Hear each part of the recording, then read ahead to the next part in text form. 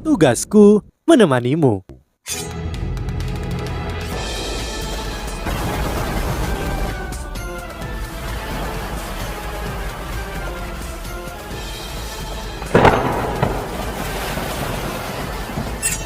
Hai sahabat Pasuk, kembali lagi bersama alur cerita versi novel Solen 2 Sekte Tang yang tak tertandingi.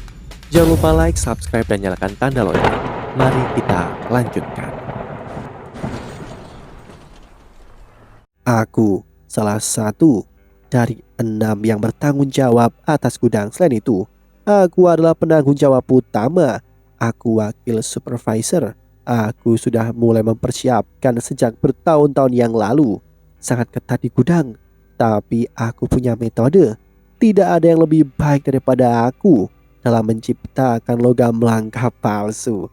Orang lain tidak bisa menyembunyikannya di alat jiwa berjenis penyimpanan, tetapi aku bisa. Di mana setorannya? Juga silakan lihat daftar lagi. Lihat apakah itu benar. Saat dia berbicara, dia menyerahkan daftar kepada Chen An. Chen An mengeluarkan sebuah kartu dan berkata, "Ada 200.000 koin jiwa emas di sini. Itu setorannya. Sisanya akan dibayarkan ketika barang dikirim." Dia menerima daftar itu dan memeriksanya. Setelah itu dia menganggukkan kepalanya dan berkata, "Daftarnya benar. Siapkan barang dengan cepat. Aku akan datang ke sini besok malam untuk mengumpulkannya. Aku juga akan memberimu 500.000 koin jiwa emas yang tersisa." "Baik, kami akan mengikuti pengaturanmu." Pria parubaya itu bersemangat saat dia meletakkan kartunya. Setelah itu, dia mengirim Chen An keluar. Yu Hao melihat semuanya dengan avatar spiritualnya dan tidak bisa berkata-kata. Chen An terlalu serakah. Aku memberinya 500.000 koin jiwa emas sebagai deposit sebelumnya, tetapi dia hanya memberikan 200.000 kepada penjual. Selain itu, daftar yang dilihat Yu Hao sebelumnya akurat, namun harganya hanya setengah. Ini berarti bahwa Chen An mengantongi setengah dari 1.400.000 koin jiwa emas yang terlibat dalam transaksi ini. Dia menipu kedua belah pihak. Namun Yu Hao masih berhasil mencapai tujuannya. Ini adalah tempat yang dia cari. Setelah dia berhasil mengikuti Chen An, avatar spiritual Yu Hao perlahan membayangi lelaki parubaya itu dan dia terus menyelidiki. Pagi tiba, cuaca di kota cahaya akhirnya berubah menjadi lebih baik. Matahari bersinar terang dan menyebabkan kota menjadi sangat menyilaukan. Setelah istirahat malam, semua orang dari Sekte Tang telah pulih. Hanya Susan yang masih dalam penyembuhan di bawah perawatan Jiang Nanan karena luka-lukanya sedikit lebih serius. Di pagi hari, Sekte Tang sudah menyambut 2 tamu. Itu adalah Su Jiu dan Wena, 2 putri kekaisaran asli benua Daulo. Setelah melihat Bebe, Wena berjalan menuju kamar Susan Si. Saat Bebe memimpinnya, dia menggunakan teratai salju untuk mengobati luka-lukanya yang mengungkapkan ketulusan kekaisaran Tianhun. Putri Jiu menyebutkan bahwa dia ingin berbicara pribadi dengan Yu Hao. Yu Hao tersenyum ketika berkata kepada Putri Jiu, "Yang mulia, senior tertua adalah orang yang memutuskan masalah di Sekte Tang. Anda tidak perlu berbicara denganku secara pribadi." Putri Jiu menatapnya dalam-dalam dan menjawab, "Baiklah, waktunya ketat. Aku akan langsung ke intinya. Saat ini, aku memiliki 3 Feng Hao Doulo dan sekitar 40 detektif denganku di kota cahaya. Bersama pasukanku dan 15 anggota regu persiapan. Mereka membentuk seluruh kekuatan yang aku miliki di kota cahaya." Yu Hao mendengarnya dengan serius, tetapi tidak membuat suara. Putri Jiu melanjutkan, "Ketika kami pertama kali datang ke kota cahaya, kami tidak menemukan banyak hal. Namun kami menyadari bahwa ada sesuatu yang salah. Setelah kami mencapai babak round robin, kami mengirim 3 gelombang detektif kembali ke kekaisaran untuk menyampaikan berita. Tetapi mereka semua menghilang tanpa jejak. Apakah kamu ingat Nenek Giman? Gelarnya adalah awan bintang Dolodan. Dia memiliki peringkat 93 budidaya.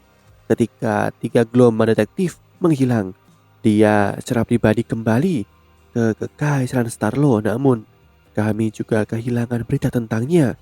Kami disiagakan karena hal ini. Setelah itu kami mencoba menyelidiki masalah ini dan menemukan beberapa petunjuk. Tampaknya ada jebakan di sekitar kota cahaya. Itu telah menjadi situasi di mana kita hanya bisa masuk dan tidak bisa pergi. Setelah mendengar kata-katanya, Yu Hao juga terkejut. Dia tahu bahwa Kekaisaran Ryu akan melakukan sesuatu, tetapi dia tidak berharap mereka begitu berani. Kota Cahaya adalah kota terbesar di benua. Tidak mudah untuk menutup seluruh kota seperti itu. Dengan kecerdasan Yu Hao, dia segera menemukan masalah serius. Yang mulia, maksud Anda Kekaisaran Ryu sedang mencoba untuk berurusan dengan semua tim non-Kekaisaran Ryu di turnamen ini? Yu Hao mengerutkan alisnya. Ketika dia mengatakan ini, keraguannya telah terjawab. Masalah terbesar bagi Sekte Tang sekarang adalah kemampuan mereka secara keseluruhan dan kurangnya tenaga pendukung. Mereka tidak bisa menyelidiki skala besar seperti Kekaisaran Starlo. Yu Hao juga percaya bahwa Su Chiu Chiu tidak berbohong dan situasinya pasti akan menjadi lebih serius. Putri Chiu Chiu mengangguk dan berkata, sangat mungkin. Selain itu, mereka tidak hanya menargetkan kami, mereka juga berusaha berurusan dengan pasukan rahasia yang mengikuti kami dalam perjalanan untuk datang ke sini. Misalnya, ada Kekaisaran Starlo, Sekte Tubuh, dan Akademi Shrek. Kita semua adalah elit dari berbagai kerajaan. Anggota tim kami bahkan lebih penting. Dengan menangkap kita semua, itu akan menjadi pukulan besar bagi berbagai kekaisaran. Lebih jauh lagi, itu juga berarti sesuatu yang lain jika mereka berani melakukan ini. Mata Yu Hao bersinar dengan pandangan dingin. Mereka siap untuk perang, bukan? Putri Chiu Chiu menarik nafas dalam-dalam. Tepat sekali. Dia sepertinya diletakkan di tempat ketika dia mengumumkan dua kata ini. Apa artinya? Jika Kekaisaran Ryu dipersiapkan untuk perang, itu berarti bahwa mereka akan menyerang Kekaisaran Tianhun dan Kekaisaran Starlo. Itu akan menjadi perang besar. Namun, apakah ketiga kekaisaran di benua sudah siap? Yu Hao menarik nafas dalam-dalam. Dia tahu bahwa setidaknya Sekte Tang tidak siap. Terima kasih Yang Mulia karena menyampaikan berita yang sangat berharga kepada kami. Apa yang akan Anda lakukan? Setelah negosiasi kemarin, aku yakin Anda dan Putri Wena telah mencapai kesepakatan. Putri Chiu Chiu mengutuk dalam hatinya. Rubah kecil ini, aku sudah mengatakan banyak hal, tetapi dia tidak memberitahuku apa posisi yang akan dia ambil. Itu benar, kita telah mencapai kesepakatan. Jika kita ingin keluar, kita harus bersatu. Meskipun hanya ada beberapa tim yang tersisa, kita masih dianggap cukup akrab satu sama lain. Selama Akademi Shrek dan Sekte Tang serta tim Wena bersama-sama, kita akan menjadi kekuatan yang harus diperhitungkan. Kita telah menyelidiki secara menyeluruh. Kota Cahaya sangat besar, jadi sangat sulit untuk menutupnya sepenuhnya. Kita harus mengumpulkan kekuatan kita dan melarikan diri ke arah tertentu. Namun ada masalah lain tentang perang. Sepertinya Kekaisaran Ryu sudah siap, tetapi kita tidak. Itu sebabnya kita perlu mencoba mendapatkan lebih banyak waktu untuk diri kita sendiri. Kita tidak bisa langsung pergi. Kita harus memberikan pukulan yang lebih besar ke Kekaisaran Ryu sebelum kita pergi dan memperlambat mereka. Dengan cara ini, kita akan memiliki lebih banyak waktu untuk bersiap. Yu Hao kagum. Proses berpikir Yang Mulia cukup jelas meskipun dia tidak tahu pengaturan musuh. Dia tahu apa hal yang kritis. Tahan musuh kita. Yu Hao, kita sudah berinteraksi beberapa kali, tapi aku masih belum terbiasa dengan akademimu. Bisakah kamu memberitahuku apa kekuatan akademimu di turnamen ini? Jika akademimu bersedia bekerja sama dengan kami dalam misi ini, itu akan jauh lebih baik. Yuhao menggelengkan kepalanya. Yang mulia, kami mewakili sekte Tang kali ini. Kami benar-benar tidak jelas tentang pengaturan akademi, namun aku dapat memperkenalkanmu kepada kakak senior tertua kami di halaman dalam akademi. Anda dapat mendiskusikan detailnya dengannya. Putri Jiu tampak sedikit termenung. Setelah beberapa saat dia mengangguk dan menjawab, kedengarannya bagus. Aku perlu merepotkanmu kalau begitu. Yuhao tersenyum dan berpikir pada dirinya sendiri. Terdengar bagus. Itu sebenarnya tujuanmu, bukan? Setelah percakapan singkat itu, kedua belah pihak pergi dengan senang hati. Yuhao telah memperoleh informasi berharga. Meskipun Putri Jiu juga mencapai tujuannya. Pada titik ini, aula sekte Tang semakin ramai. Wena sudah melakukan yang terbaik untuk menyembuhkan Susansi dan meyakinkannya bahwa dia dapat melawan sekte roh suci keesokan harinya. Zhang Lisuan juga tiba dengan Wang Qi'er sekarang. Zhang Lisuan tertegun ketika dia melihat Putri Wena dan Putri Jiu di sisi sekte Tang. Meskipun dia tidak terbiasa dengan mereka, dia secara alami mengamati mereka. Bagaimanapun, mereka mewakili dua kekaisaran yang berbeda dan Wena juga mewakili sekte tubuh. Aula sekte Tang sekarang penuh sesak. Ada Bebe, Yuhao, dan Wang Dong'er dari sekte Tang, Zhang Lisuan dan Wang Qi'er dari Akademi Shrik, dan dua putri kekaisaran asli benua Dolo. 7 dari mereka mewakili 4 partai yang berbeda. Wena dan Su Jiu saling memandang. Su Jiu mengaku dengan lembut. Zhang Lisuan tersenyum dan berkata, benar-benar ramai di sini. Besok adalah semifinal. Bebe, bagaimana persiapanmu? Bebe menjawab, kami sudah menyiapkan semua yang kami butuhkan. Pertarungan besok akan sangat penting. Kami akan melakukan yang terbaik. Zhang Lisuan sedikit mengaku dan pura-pura tidak tahu kedua putri ini. Dia bertanya, keduanya? Bebe bergegas untuk memperkenalkan mereka satu sama lain. Setelah mereka bertiga saling menyapa, Putri Jiu tampaknya menjadi sedikit cemas. Dia menyatakan keinginannya untuk berkomunikasi secara pribadi dengan Zhang Lisuan. Kali ini, Putri Wena juga ingin bergabung dalam percakapan. Zhang Lisuan tidak menolak permintaannya. Mereka bertiga meminjam salah satu kamar sekte Tang dan mulai membahas masalah satu sama lain. Aula menjadi jauh lebih tenang. Setelah mereka pergi, hanya 3 dari sekte Tang dan Wang Qi'er yang tersisa. Bebe menatap Yuhao dan Wang Dong'er sebelum dia memandang Wang Qi'er. Dia menggelengkan kepalanya tanpa daya. Dia menoleh ke Yuhao dan berkata, apakah Putri Jiu? Tulus sebelumnya, Yuhao sedikit mengangguk. Dia menceritakan semua yang dikatakan Putri Jiu kepadanya sebelumnya. Dia tidak menyembunyikan informasi apapun meskipun ada Wang Qi'er ada di sekitarnya. Bagaimanapun ini adalah masalah yang menyangkut Akademi Shrik dan sekte Tang. Selain itu, dia sudah menganggapnya sebagai teman yang bisa dipercaya setelah banyak cobaan yang mereka hadapi bersama. Setelah mendengar laporan Yuhao, Bebe menjadi serius. Wang Dong'er tertawa dingin. Mereka jelas mencoba memanfaatkan kita sebagai pembawa pesan. Tujuan sebenarnya mereka bukan untuk bekerjasama dengan kita, tetapi dengan akademi. Adapun yang bisa dikatakan Wang Dong'er, Yuhao secara alami juga bisa tahu. Bebe tertawa dan berkata, itu normal. Mereka memiliki Feng Hao Doulo mengikuti mereka, tetapi kita hanya memiliki sedikit dari kita. Tidak ada yang akan mengganggu kita jika banyak hal-hal benar-benar meningkat menjadi konflik antara individu yang benar-benar kuat. Namun, mereka tidak salah memperlakukan kita sebagai bagian dari akademi. Yuhao bisa melihat sedikit kemarahan di mata Bebe.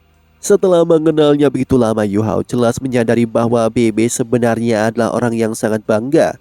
Meskipun dia tampaknya sangat tangguh di luar, keberadaan sekte Tang adalah hubungan penting antara dia dan Tang Ya. Bagaimana dia bisa tidak bereaksi ketika mereka dipandang rendah? Yuhao berkata, sebenarnya bagus bahwa mereka tidak peduli dengan kita. Dengan cara ini, mereka akan menjadi penutup kita ketika kita melakukan hal-hal tertentu. Bebe menatapnya. Pandangan mereka bertemu, tetapi tidak mengatakan apa-apa. Wangkir tetap diam selama ini, namun dia tiba-tiba berdiri dan berkata, "Kakak perempuan tertua dan aku ada di sini saat ini karena kami ingin memberitahu kalian semua tentang apa yang telah kami temukan. Adapun yang Putri Jiu-Jiu sebutkan mungkin bukan segalanya yang mereka temukan. Dari apa yang kita ketahui, kota cahaya memang telah disegel. Kekaisaran Ryu mengerahkan beberapa legion Instrujiwa untuk memasang garis pertahanan dengan Instrujiwa tingkat lanjut memegang bentengnya. Semua tim yang pergi sebelumnya harus dihentikan oleh mereka, namun yang aneh adalah mereka tidak menyegel semua kota cahaya. Mereka hanya menyegel 3 sisi dan membiarkan satu sisi kosong. Sisi barat ini adalah arah yang akan kita ambil jika kita ingin mengambil waktu terlama untuk kembali ke akademi kita. Informasi yang diberikan Wangkir sangat penting sampai batas tertentu. Akademi Shrek dan Sekte Tang adalah satu kesatuan. Dia tidak menyembunyikan informasi apapun dan memberitahu Yu Hao segalanya. Yu Hao segera mengambil peta kota cahaya. Dia membelinya ketika mereka pertama kali datang ke kota cahaya untuk pertukaran. Dia membuka peta untuk melihat geografi sekitarnya dari kota cahaya. Kota cahaya berada di posisi yang baik. 3 sisi yang dihadapinya adalah dataran luas yang cocok untuk pertanian dan melatih tentara. Hanya sisi barat yang menghadap pegunungan yang disebut sebagai pegunungan Ryu. Yu Hao mengerutkan alisnya ketika dia melihat peta mengitari 3 sisi dan membiarkan satu sisi kosong. Dalam seni perang, strategi ini digunakan untuk mencegah musuh dari pertempuran terlalu putus asa dengan sengaja meninggalkan celah untuk mereka. Namun, Kekaisaran Ryu tidak harus melakukan ini, bukan? Tujuan yang ingin mereka lakukan adalah seharusnya untuk menangkap kita semua.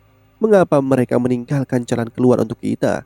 Selanjutnya, geografi dari pegunungan sangat rumit. Ini ide untuk bersembunyi. Menyegel gunung juga akan jauh lebih membosankan daripada menyegel daratan yang luas. BB juga melihat peta, dia berkata, "Selain itu, pegunungan ini sangat dekat dengan kota cahaya. Tidak mungkin ada binatang buas yang tinggal di dalamnya. Itu harus menjadi pegunungan biasa." Beberapa dari mereka mulai menjadi sangat ragu. Wangkir berkata, "Kami sudah memikirkan semua itu juga.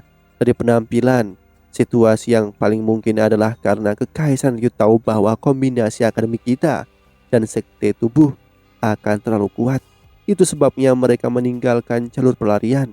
Tetapi kita harus memutar untuk kembali.